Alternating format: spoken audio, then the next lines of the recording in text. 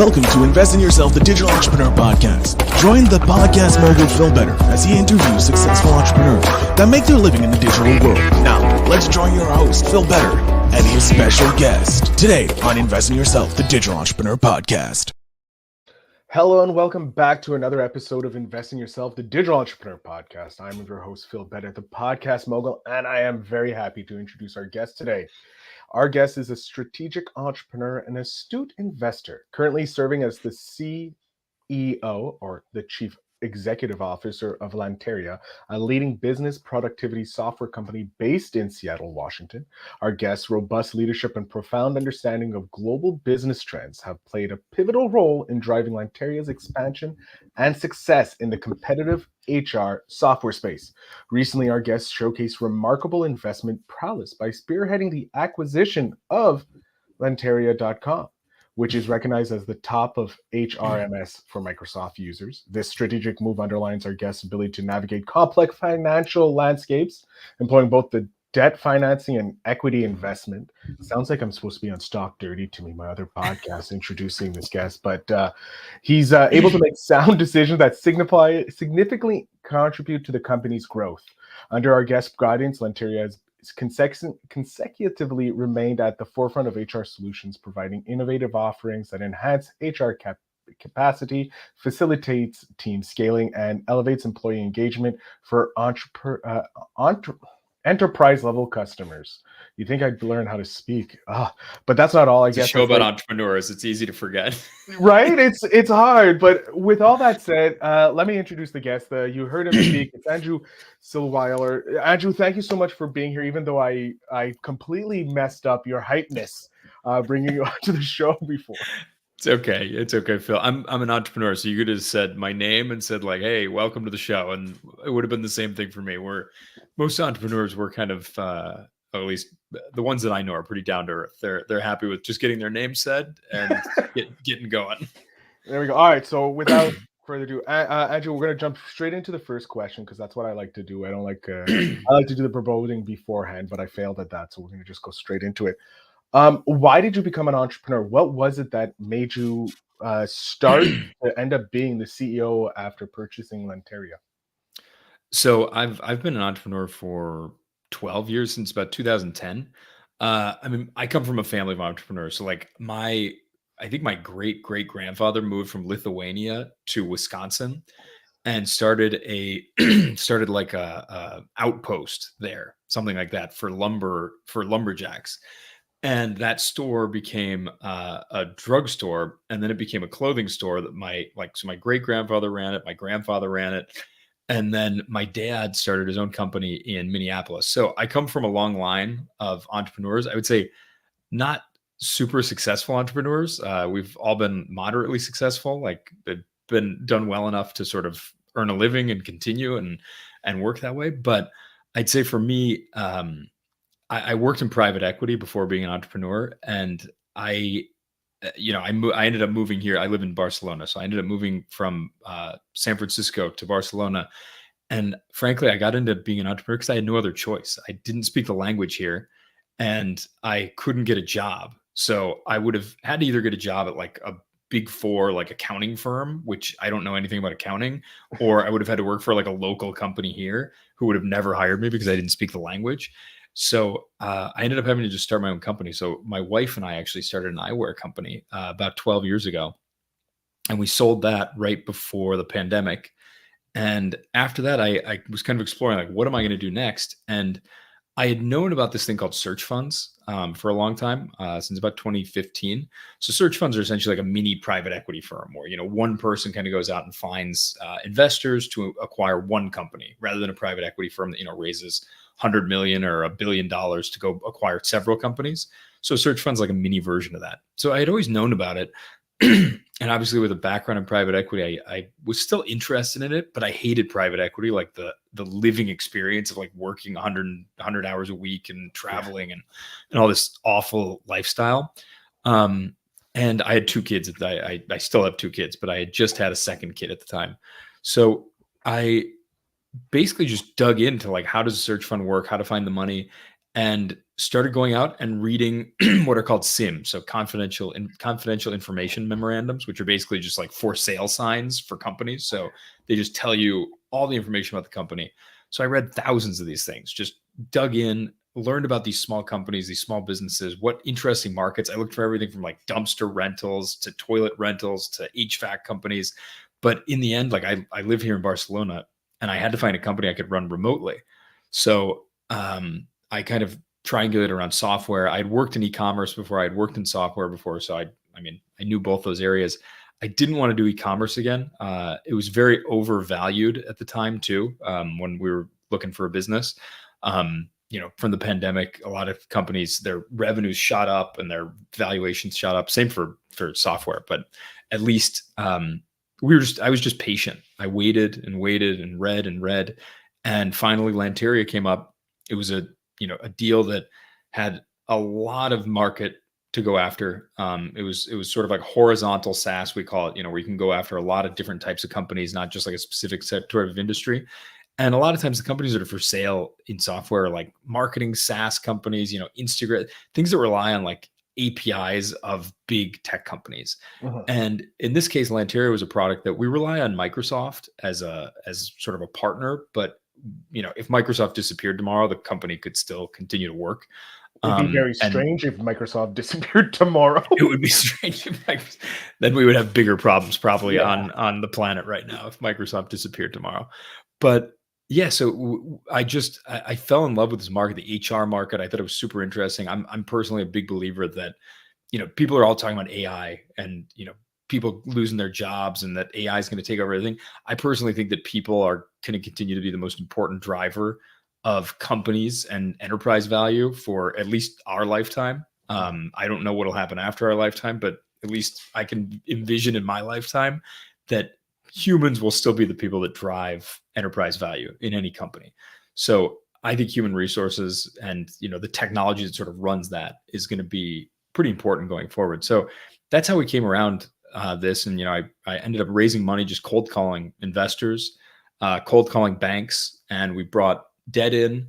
We brought capital in from first we brought in the private capital from equity investors, then we brought in debt.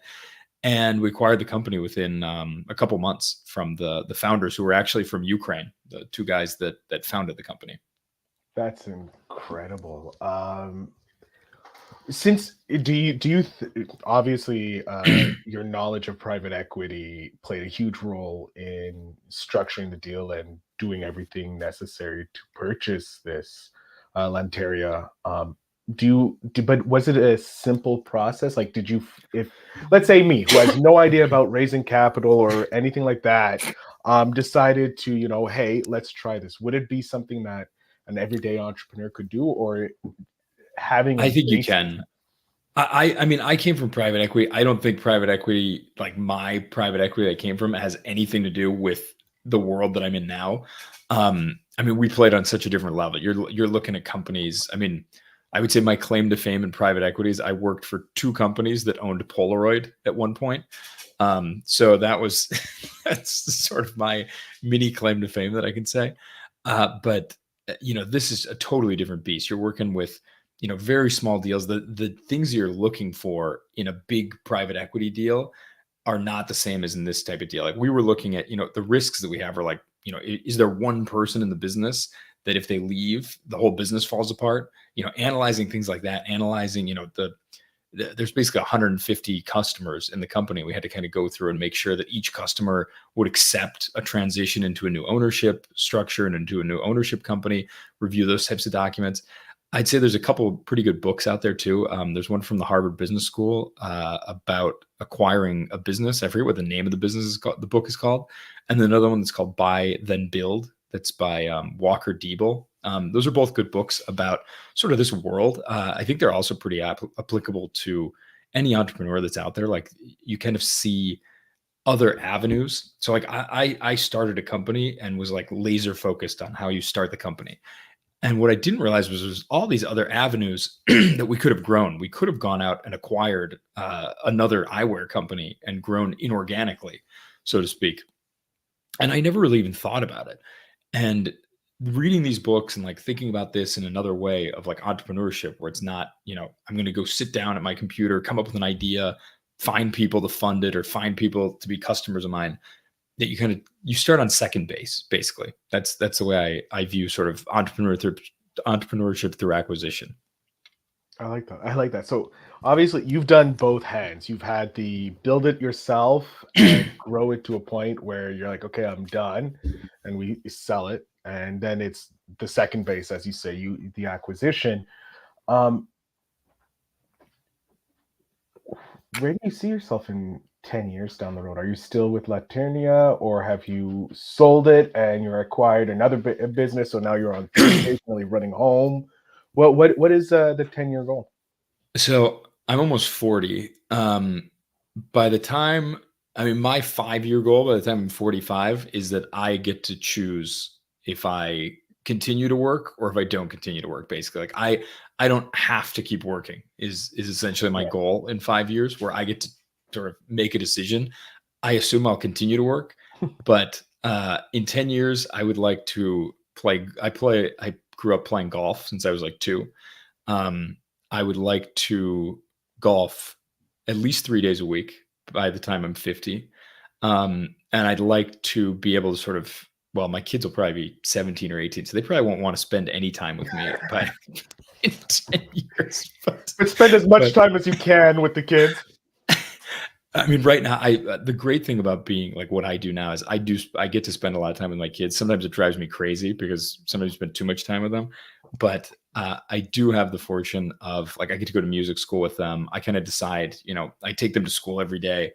Sometimes we go to lunch together. We go on vacations. Sometimes on a random Wednesday we'll go to an amusement park. So there's a lot of benefits to sort of owning your time, which for me is the most important thing. Like that. My thing about being like 45 and getting to decide, my obsession is just owning my own time. Like that, whenever I'm giving up, whenever I'm doing things that I don't want to be doing, it drives me crazy. So that's my like obsession in life, is like controlling my time, doing the things I want to do. And sometimes being a parent, that's hard because a lot of times it's almost like other full-time job that does require you doing things that you don't want to do. But yeah, there are days like this afternoon. I had to go to the grocery store with my kids, and I was just like, oh God, I wish I was on a phone call right now or on a Zoom call. I wish I was actually working. I wish I was doing something else. I can only imagine. But yeah, I don't know. For me, that's the only thing I envision is I like to kind of keep. I've learned from, like I said, I was super laser focused on our last company. And now I'm very open to things and like exploring different things. Yesterday, I was talking to a guy in where is he from? Sri Lanka. That he's got a competitor to us that's doing like 15 million in sales, and he contacted me to see if we wanted to be acquired by them, and like work together. And I was like, all right, I'll take a look. We'll see. We'll look under the hood and see what could be there, because I just figured out like the more open you are to more opportunities and to more avenues, the better. And that's just kind of my decision for the next 10 years, is to be open to it and to control my time. But part of controlling your time is also being successful and making sure that, you've taken the company in the right direction and gone the right direction. Right now we're trying to finish raising $1 million right now, which will kind of put us on this trajectory to go from, 2.5 million in sales to 10 million, which is where we want to go. So that's kind of the baseline for me, is to be able to hire the right people, bring the right people in.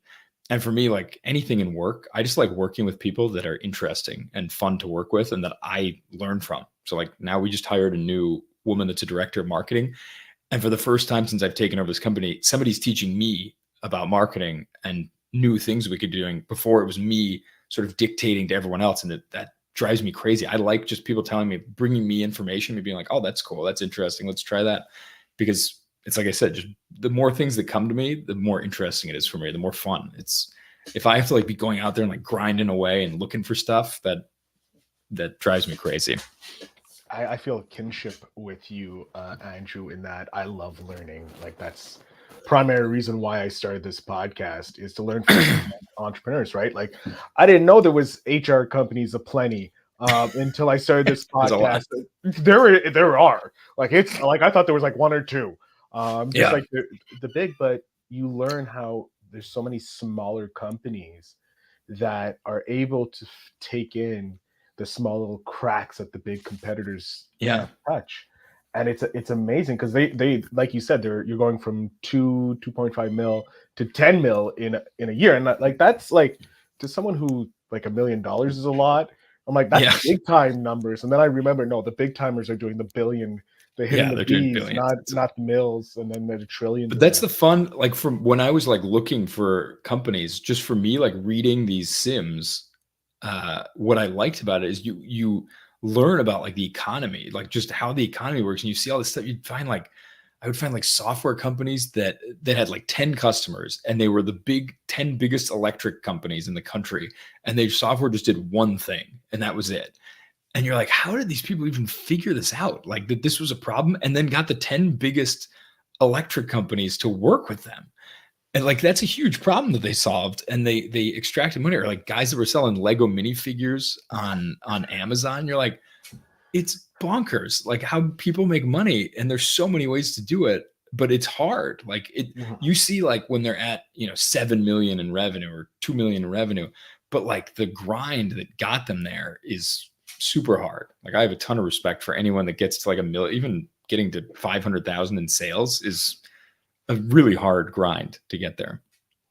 Well, yeah, because you've gone through it. You know exactly what those Oh people yeah. go, and you have that respect. And now you're like, I'm nearly 40. Like you said, I don't want to do that anymore. I want the second base, the pitch hitter, the pitch runner type thing where someone else got you to the first base or second base. And Yeah, yeah. Second base is a lot easier than starting with a zeros, an 0-0 count at the plate. at the plate. Um, I do have a question about investing in yourself because we are a podcast that talks about investing in yourself. As a strategic entrepreneur and CEO, continued growth is essential. What investments have you made in your personal and professional development that you believe have been crucial to your success? And how do those investments contribute to your ability to lead Lanteria effectively and stay ahead of the competition in the HR tech sector? So last year I did a course at a local university here, like one of the top MBAs in Europe is based here in Barcelona. I think it's like the second best MBA. And they did a new program for entrepreneurs. So people that were scaling up, people that you had to have 2 million in revenue to join. And I thought we'd get there and there'd be like tactics and things you can do and like marketing and ways to scale. And the almost the entire program was about yourself, leadership, peer sort of bonding and peer growth and coaching. And for me, it was such an eye-opening thing. Like from day one, we like sat down there and I was like, all right, I'm excited to like learn like what can we do to be a better CEO? And it was just like digging into you and who you are. And the more you know about you, the more you can help other people. And that, if you're at the beginning of the entrepreneurial journey, it doesn't really apply because you just have to do everything and you're kind of like stuck, going this way. But for me, it was an amazing experience it opened my eyes to business because all of a sudden you realize that, like the Mark Zuckerbergs of the world that you like read about and people are like, oh, he had this great idea and he built this company. But you realize like to scale yourself and to do these like Herculean growth strategies requires like a person to like look at themselves, understand what they're good at, understand what they're bad at, find people, train them, recruit them, get them to like, even just to like step out of, people like look up to these founders like Steve Jobs, but Steve Jobs had all these people around him that actually made the trains run on time. He was just, the guy that was great at telling the story and putting out these visions. But you just learn from this course, like how to scale yourself, how to step out, know where you're good, know where you're bad, and know where to let other people sort of take up that space. And it really helped me understand like entrepreneurs in general. And now when I see like people send me a pitch deck for things, because I have a friend here in Spain that I help with some of his angel investing as well. And a lot of times people just overlook this. They just see the market, they see the idea, and they see the like, okay, this entrepreneur, he seems like he knows this market really well. And like the question is like, can this person scale this and get out of the way and let other people help him grow it? Or are they going to be too headstrong and be too involved in the day-to-day and the nitty-gritty and want to, micromanage everything? And the key to really actually getting past that sort of like 2 million milestone is finding people, empowering them, and letting them sort of like go off and do their thing. I love it because it's true. You have to trust the employees that you have to handle the business, because you don't want to be working on your in your business. You want to be working on the business and growing it so that you hit that. And you can't be doing that if you're micromanaging or trying to do the day-to-day stuff, because that's For sure. that's not what you're there for, and you're not the CEO of your company if you want to make those money. Yeah. For someone going into, let's say, purchasing a business, because this is something that's actually maybe once or twice came up in previous episodes, what piece of advice you would have for them before purchasing a company? Obviously, you have the, do your regulations and all that fact checking stuff. But let's say I'm about to decide to go into purchasing a business. I want to just about to go into it. What piece of advice or would you suggest to someone just starting that journey of looking to start on second base? I would first, if they'd never been an entrepreneur before, like they'd never started another company, I meet a lot of like investment bankers that want to get into this type of thing. Like a lot of the people that are in search funds and these things, they're like MBAs, former investment bankers, people that did, consulting. I would tell them to like look really deep and think about like the worst case scenario in a lot of these things, because a lot of times they put this all in Excel spreadsheets. They make it look good to go out and pitch this to investors, and they internalize that pitch and internalize that experience, but they don't think about like, what if the worst case scenario, like what if my loan comes due and I can't pay, and my family can't eat, or like I'm going through a bankruptcy, like put themselves in that position, or put themselves in a position where one of their employees doesn't show up, and what are they going to do? Just the day-to-day things that you have to deal with in like a small business, and just the pain in the ass that it can be. I think a lot of times that's something that they need to put themselves in, because it's definitely a game for people that people are, they start on second base, but a lot of people are already thinking about like starting, hitting a grand slam, and that they've already rounded the bases and now they're on second base again after their next at bat. And, I meet a lot of people that are like, yeah, I'm going to acquire this company and I'm going to build a holdco off of this, or like I'm going to build this bolt-on strategy. And it's not that easy. Like if you went to Harvard and you have a Rolodex full of, checkbooks behind you, it is way easier. But the typical person that's doing this, like you're going to have to grind pretty hard day to day for at least 2 or 3 years until you start seeing that fruit. And for a lot of people, that's not easy. And I think for me, just as an entrepreneur, like my recommendation to anyone that wants to be an entrepreneur is, if you're not curious about everything in general, like being an entrepreneur is really, really hard, because you're going to hit plateaus, you're going to hit bottoms, you're going to hit tops. And if you can't find sort of an interest in the mundane, and just like a passion for like the mundane things that you're gonna have to do, or even just the market that you're in or the market that you're exploring, just the day-to-day things, you're gonna hit a wall. And so for me, it's always just finding new interesting things every day inside of the mundane crap that I have to deal with, and even just learning about like a new market. Like I knew nothing about HR, and I just spend my time like reading people's posts. We have our own podcast. I talk to people that are just like HR professionals, and our old marketing director used to make fun of me. She's like, these are so boring. Like, she's like, why do you keep doing, like, I kept making her post these interviews that I was doing. She's like, it's super boring. I'm like, these people are super interesting to me. I'm like, I love hearing their story. I heard a story. One of the women, she was a 911 operator, and she loved it so much, like the empathy that she built up. She got fired, and she went into HR because that was the role that she found that could allow her to sort of build up empathy with people. And she became like a coach and all this other stuff, just from being like a 911 operator that never graduated high school. And I was like, these people are interesting. It's true. They're very interesting. Entrepreneurs are interesting people because like they come from different backgrounds. I've had people who stumbled into the role of entrepreneur and Yeah. ended up buying companies without even knowing it, to, seasoned entrepreneur who became angel investors and now spend their time helping other entrepreneurs get the freedoms that they want to have. So Yeah. I love it because they come from all different backgrounds and you get to learn so much. And I love how right now we're paralleling each other with our hands to our side of our Yeah. faces, mirroring each other. Yours. But You have more hair than me. If nobody yeah, can, I don't know if this is only audio, but it's both. The video goes up later, audio first. I'm old school that way. But who is it that inspires you in the entrepreneurial world? I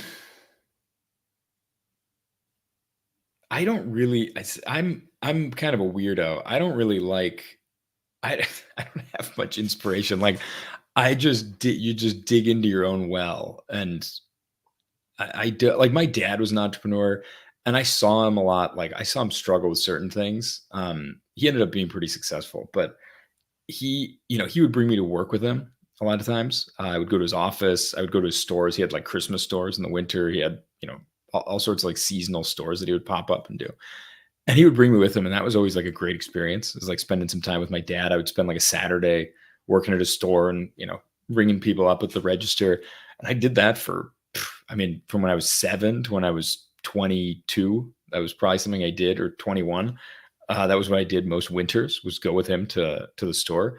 So, I guess it would be him. He has a different way of doing things. I guess he ended up, like he basically does whatever he wants every day. So, that's great for him. Like he just did it a different way than I would do it. He doesn't like having employees. So he did a lot of things himself, grounded out for a long time. Like he's the classic guy that it compounded for him eventually. Like he got a few big hits along the way. And so his business ended up compounding for him, but he did it all himself. He didn't like having other people help him. And I'm kind of the opposite. I like pushing it off to other people. And like, he's always like, oh, why do you want to deal with all these people? And all of a sudden I'm like, because then I don't have to do the things that they're doing. So I can like spend time doing other stuff. And he's like, oh, but then you have to deal with, they bother you and ask you questions. I'm like, wow, it's either that or I could be sitting here making social media posts all day. Like, what do I want to be doing? So I wouldn't say he inspires me. I think he's definitely the type of guy that showed me like, you can have enough. Like my dad never pushed to say like, I need to have more and I need to have more. It was like, if it came to him, it came to him. If not, he was good with what he had. And I think that's a pretty cool lesson that he taught me. But I don't look up, like people look up to like Elon Musk or they look up to Steve Jobs and things like that. I think they're interesting people, but like I have no, besides like being bald, I have nothing in common with Jeff Bezos. But he's an interesting guy to look at and be like, okay, I guess it would be cool to be Jeff Bezos now. I don't know if it would have been cool to be Jeff Bezos in like 1997 or 99, but I don't know. I spend a lot of time on Twitter with like guys that are sort of in similar positions and like talking to them. And I look up to them in a way. Like I think it's cool to sort of share things with people, but yeah, long-winded way of saying, I guess my dad. Dad seems to be the first mentor to a lot of male entrepreneurs. So yeah. It's it's a double-edged sword. You can either be a mentor or you can be like the driver that like I never want to be like my dad ever to. Yeah, I want to be exactly like my dad. It's one of the two. Never. Yeah, I know a lot of people with that psychological damage that their dad pushes them, but in another negative way. It's like not a healthy way. Yeah. Andrew, we are coming to the end, which sucks because I'm having such a great time chatting with you.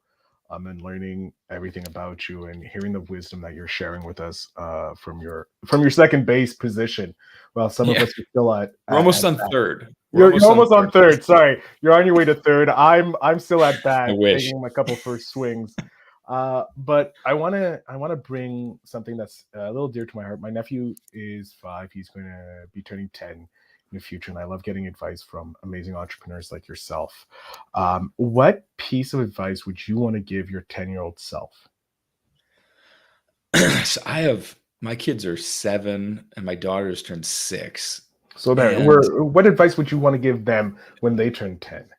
I struggle with this because I mean, I think that the best thing that somebody can have is just resilience and curiosity for things. And so for me, that would be like the one piece of advice is like, don't give up on stuff just because you thought it was boring or you thought it was hard. Like find something interesting about it. Find, ways to stay curious about something and just keep pushing through the hard stuff. Like, I don't know. It's hard because then a 10-year-old doesn't really like that's advice that a 10-year-old would look at you and be like, what the hell are you talking about?